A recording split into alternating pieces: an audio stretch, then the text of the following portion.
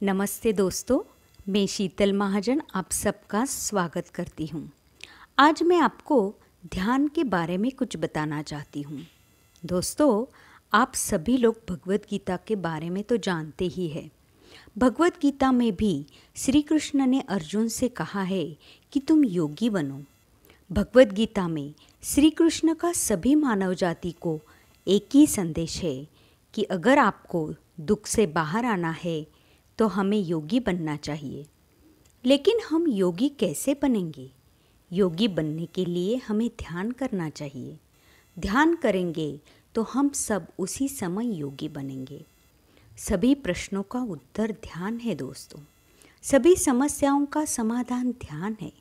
ध्यान की अवस्था तक पहुंचने के लिए मनुष्य को अनेक जन्म लेने पड़ते हैं। यह बात ध्यान में प्रवेश करने के बाद ही ज्ञात होती है।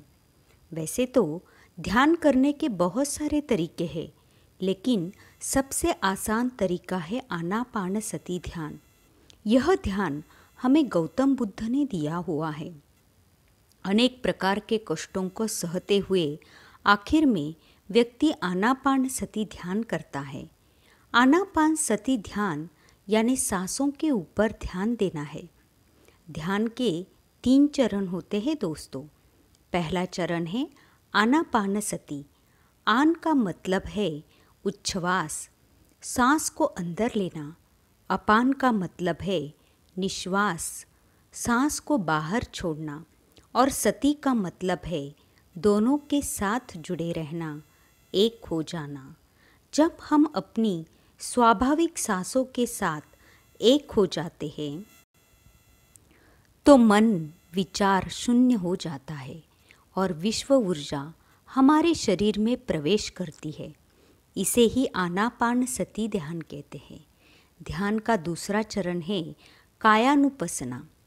जब विश्व ऊर्जा हमारे शरीर में प्रवेश करती है तो हमारा नाड़ी मंडल शुद्ध होने लगता है।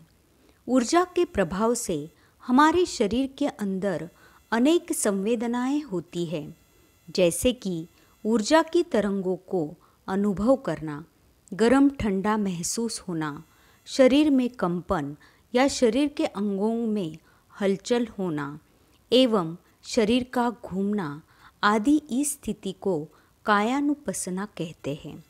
ध्यान का तीसरा चरण है विपस्सना। तीसरी आँख का सचेत होना। इस अवस्था में हमें विभिन्न प्रकार के अलौकिक दृश्य दिखाई देते हैं। यह तीसरी आँख के जागृत होने का अनुभव है। इस स्थिति को विपस्सना कहते हैं। आनापानसति ध्यान करने के उपरांत ही कायानुपसना और विपस्सना स्थिति आती है दोस्तों। आनापानसति ध्यान करना अत्यंत सरल एवं सहज है। इसमें आरामदायक आसन में बैठना है। हाथों पैरों को क्रॉस कर अपनी स्वाभाविक सांसों को महसूस करना है। अपनी आती हुई और जाती हुई सांस को देखना है। हमारे शरीर की 10% ऊर्जा हाथों से, 10% ऊर्जा पैरों से और 80% ऊर्जा आँखों से बाहर जाती है। जब हम हाथों पैरों को क्रॉस कर आँखें बंद कर लेते हैं तो हमारी ऊर्जा की 100% ऊर्जा की बचत होती है, जिससे हमारे आसपास एक ऊर्जा क्षेत्र निर्मित हो जाता है और हम ज़्यादा समय तक स्थिर बैठकर ध्यान कर सकते हैं।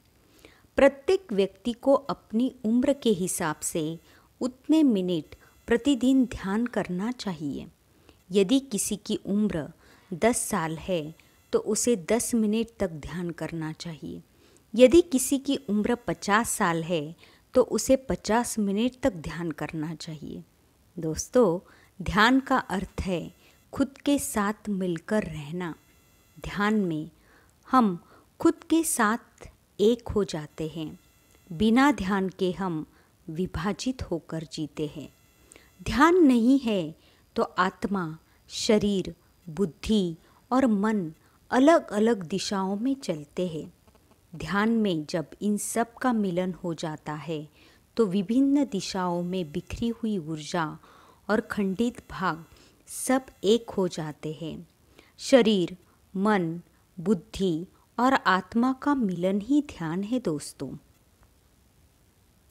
तो फिर चलिए दोस्तों, आज से ही हम अपने जीवन में ध्यान को लेकर आए और अपने जीवन को एक नई दिशा दे।